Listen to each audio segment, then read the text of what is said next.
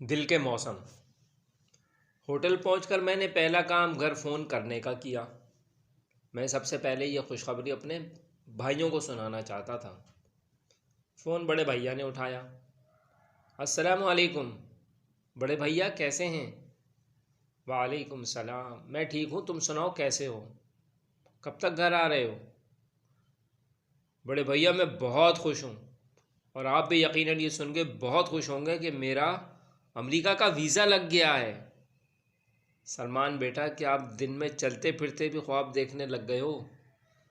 بڑے بھیا یہ خواب نہیں، حقیقت ہے۔ سلمان بیٹا، تمہاری باتیں میری سمجھ سے تو باہر ہیں۔ تمہارے بھائی یہاں موجود ہیں اور تم سے بات بھی کرنا چاہتے ہیں، لو ان سے بات کرو۔ میں ویسے بھی ایک ضروری کام کے سلسلے میں باہر جا رہا ہوں۔ بڑے بھیا نے بے نیازی سے اپنی بات کہہ کے ریسیور یوسف بھائی کے ہاتھ میں دے دیا۔ ارے سلمان، ہمیں بیوقوف تو نہ بناؤ۔ جو ویزا تمہیں اسلام آباد کے دھکے کھا کر نہیں ملا، وہ لاہور کے ایک ولیمے میں مل گیا۔ بندہ جھوٹ بھی بولے تو کم از کم ایسا جو حلق سے نیچے اتر جائے۔ یوسف بھیا نے طنز کیا۔ ان کو کم ہی کسی کی بات پر یقین آتا تھا۔ انہوں نے شاید یہی کہنے کے لیے فون پکڑا تھا۔ سلمان، میں موسیٰ بات کر رہا ہوں۔ یہ میں جو سن رہا ہوں میاں، کیا یہ سچ ہے؟ موسیٰ بھائی نے حسب عادت دھیمے لہجے میں پوچھا۔ موسیٰ بھائی 100% سچ ہے، میں نے بے تابی سے کہا۔ اچھا تم کہتے ہو تو مان لیتا ہوں، ورنہ یہ اپنا خورشید تو کچھ اور ہی کہہ رہا ہے۔ کیا کہہ رہا ہے موسیٰ بھائی؟ یہ تو تم خود ہی اسی سے پوچھ لو۔ ریسیور خورشید کے ہاتھ میں آ چکا تھا۔ میں نے اس کی آواز میں جانا۔ خورشید باقی سب سے چھوٹا مگر مجھ سے 1-2 سال بڑا تھا۔ ہمارے درمیان نوک جھوک چلتی رہتی تھی، جیسا عموماً اوپر تلے کے بہن بھائیوں میں چلتی رہتی ہے۔ ہیلو سلمان، بڑی لمبی چھوڑ رہے ہو، مجھے لپیٹنے میں مشکل ہو رہی ہے۔ بھیا ذرا چھوٹی کر لو۔ خورشید نے میری بات کو گپ کہتے ہوئے مجھے چھیڑا۔ آپ لوگ میری بات کا یقین ہی نہیں کر رہے تو میں کیا کروں؟ بات ہی تو تم نے ایسی کی ہے۔ جہاں تک ہمیں معلوم تم لاہور کے کسی شادی میں گئے تھے۔ شادی میں دلہا دلہن کو سلامی اور تحفے تحائف دیے جاتے ہیں، یہ تو معلوم ہے، مگر یہ بالکل نہیں پتہ تھا کہ لاہور والوں کے ہاں دوستوں کو ویزے دینے کا رواج بھی ہے، اور وہ بھی امریکہ کے۔ یار اگلی بار ایسی کسی شادی میں لاہور آؤ تو مجھے ذات ضرور لے آنا۔ خورشید نے میرا مذاق اڑایا۔ بھائی صاحب تحفہ ہی سمجھیں، مگر لاہور والوں کا نہیں، امریکن کونسلیٹ کا، جس نے لاٹری ویزا بڑی خوشی سے مجھے ناچیز یعنی سلمان اکبر کے نام کیا ہے۔ آئی سمجھ؟ کوئی بات نہیں مسٹر امریکہ، عشق میں ایک مقام ایسا بھی آتا ہے جب انسان بہکی بہکی باتیں کرنے لگتا ہے۔ دورہ ختم ہوتے ہی آرام آ جائے گا انشاءاللہ۔ خورشید نے تو سچ مچ حد ہی کر دی۔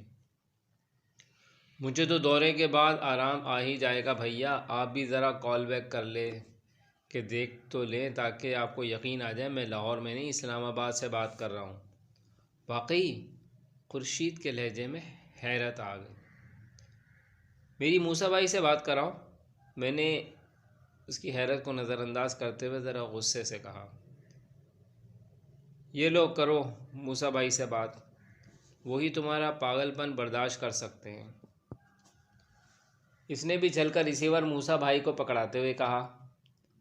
سلمان کہو کیا بات ہے؟ موسیٰ بھائی کی آواز ابھری۔ موسیٰ بھائی میں لاہور نہیں اسلام آباد ہوں، میں سچ کہہ رہا ہوں۔ میں تو سوچ رہا تھا کہ سب گھر والوں کو یہ خبر سن کر میری طرف سے بہت خوش ہوں گے۔ مجھے بہت افسوس ہے کہ کوئی میری بات کا یقین ہی نہیں کر رہا۔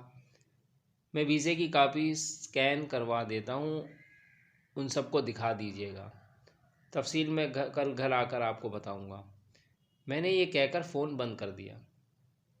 میں نے ندیم کو گھر والوں کی بے یقینی کا قصہ سنایا تو مجھے ہی سمجھانے بیٹھ گیا۔ یار سلمان، سچی بات ہے، اگر مجھے بھی کوئی تم یوں اچانک فون کر کے ایسی خبر سناتے تو میں بھی پہلے مذاق ہی سمجھتا۔ بھول گئے ہم گھر والوں کو لاہور شادی جانے کا بہانہ کر کے نکلے تھے۔ اب اگر وہ نہیں مان رہے تو ان کا کیا قصور ہے؟ سچ کہہ رہے ہیں، وہ کہ شادی میں چھوہارے بتاشے تو بانٹے جاتے ہیں، ویزے نہیں۔ اور بات امریکہ کی ویزے کی ہو تو جو بھی سنے گا مذاق نہیں اڑائے گا تو اور کیا کرے گا۔ ندیم نے دلیل سے بات کی تو میں نے بھی کھلے دل سے سچائی مان کر سر ہلا دیا۔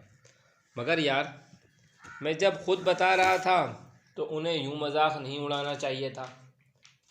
میرے دل کی بات زبان پر آئی۔ پھر کیا ہوا یار، بہن بھائی آپس میں مذاق نہیں کریں گے تو کون کرے گا؟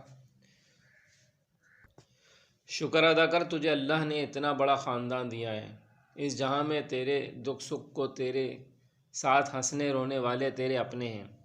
ان کے بارے میں سوچ جن کا دنیا بھر میں کوئی نہیں ہوتا، اور جو دل کی بات دل میں لیے تنہائیوں سے لپیٹ کر روتے ہیں۔ میں نے چپ چاپ سر ہلا کر اس کی بات کی تائید کی۔ ندیم، کچھ دیر بعد میں نے اسے پھر پکارا۔ اب کیا ہے؟ اس نے تکیے میں سر دیے دیے پوچھا۔ یا ندیم، میرا دل چاہ رہا ہے کہ میں اڑ کر گھر پہنچ جاؤں، میں نے بچوں کی سی بے تابی سے کہا۔ لو، اس میں پریشانی کی بات کیا ہے؟ ابھی ہوٹل سے ٹکٹ بک کرواتے ہیں اور ٹکٹ ملتے ہی نکل پڑتے ہیں۔ وہ فوراً سیدھا ہو کر بیٹھا جیسے پہلے سے ہی چلنے کو تیار۔